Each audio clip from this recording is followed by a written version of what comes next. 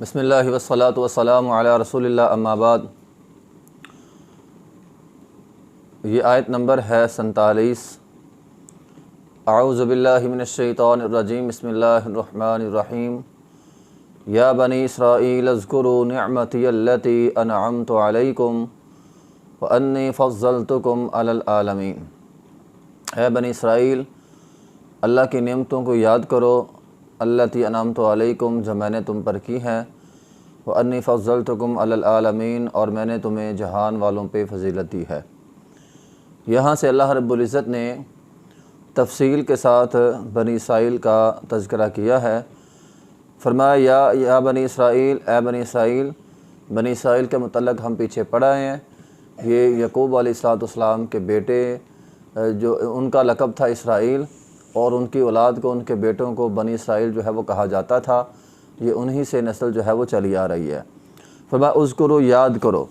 تو اللہ نے جو نعمتیں کی ہیں، نعمتی میری نعمت کو، اللہ جو بھی نعمت کرتا ہے نا کسی پر، تو اس نعمت کو یاد کرنا چاہیے، بیان کرنی چاہیے لوگوں میں کہ اللہ تعالیٰ نے مجھ پر یہ نعمت جو ہے وہ کی ہے۔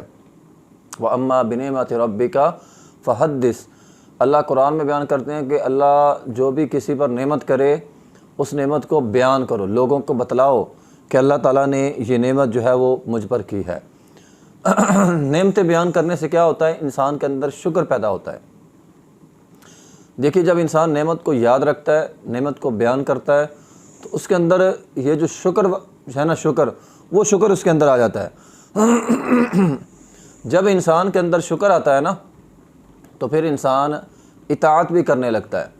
اصل میں اطاعت اسی وقت نہیں ہوتی جب انسان کے اندر شکر کا پہلو نہیں ہوتا، اور شکر کا پہلو کب نہیں ہوتا؟ جب انسان جو ہے وہ نعمت کو یاد نہیں رکھتا۔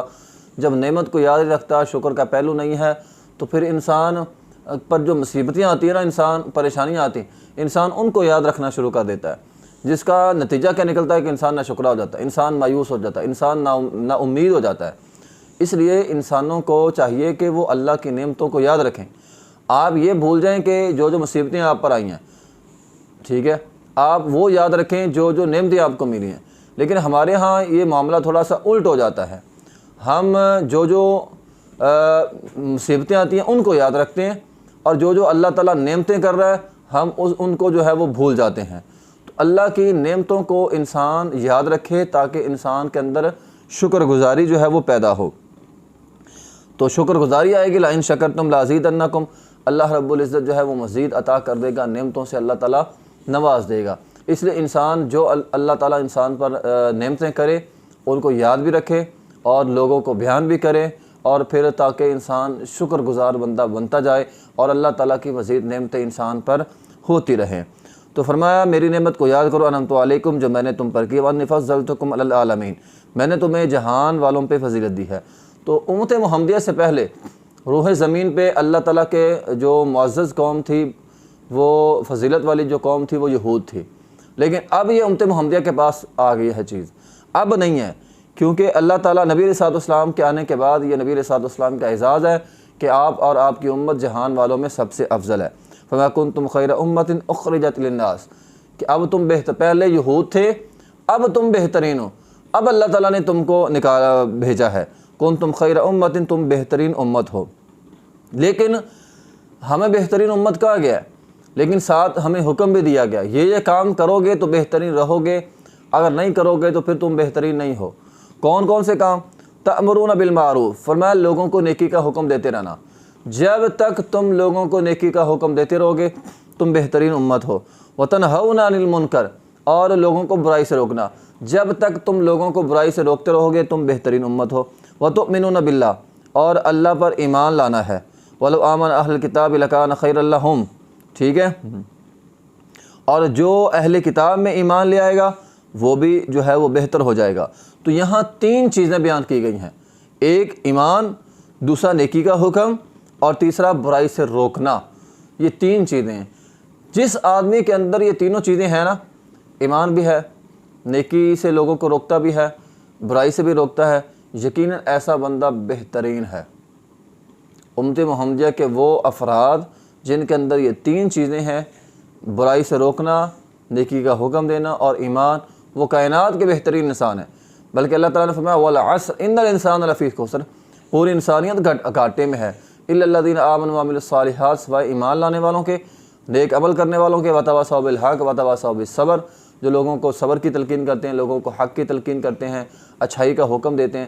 تو لوگوں کو نیکی کی دعوت دینے والے ہی کامیاب ہیں، ورنہ سارے خسارے، سارے کے سارے گھاٹے میں ہیں۔ اللہ رب العزت نے یہودیوں کے بارے میں کہا ہے وَكَانُوا لَا يَتَنَاهَوْنَ عَن مُنْكَرٍ فَعَلُوا، فرمایا یہ جو یہود ہیں یہ ایک دوسرے کو برائی سے روکتے نہیں تھے۔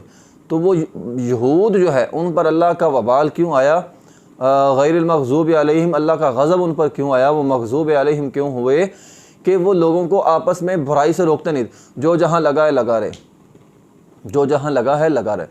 آج ہمارے ہاں یہ جملہ کثرت سے بولا جاتا ہے، جو جہاں لگا ہے لگا رہے۔ بھی جس کو آپ روک سکتے ہیں کم از کم اس کو تو روکیں نا، اپنی اولاد کو تو روکیں۔ ہم اپنی اولاد کو بھی نہیں روکتے، جو جہاں لگا ہے لگا رہے، بس ٹھیک ہے۔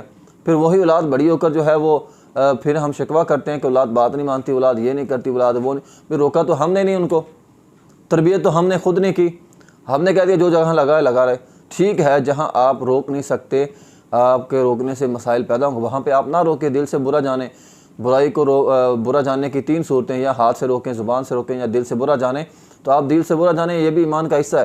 لیکن جہاں آپ روک سکتے ہیں، آپ کے ماتحت لوگ ہیں، آپ کے گھر والے ہیں، آپ کی اولاد ہے، آپ کی بیوی بچے، ان کو آپ روک سکتے ہیں، کم از کم ان کو تو روکیں۔ اگر بہن بھائی چھوٹے ہیں ان کو سمجھا سکتے ہیں، ان کو سمجھائیں۔ تو انسان، یہ جملہ غلط ہے، جو جہاں لگا ہے لگا رہے۔ جہاں انسان روک سکتا ہے وہاں پر انسان کو جو ہے وہ روکنا چاہیے، تاکہ برائی جو ہے وہ پھیلے نہ۔ وآخر دعوانا الحمدللہ رب العالمین۔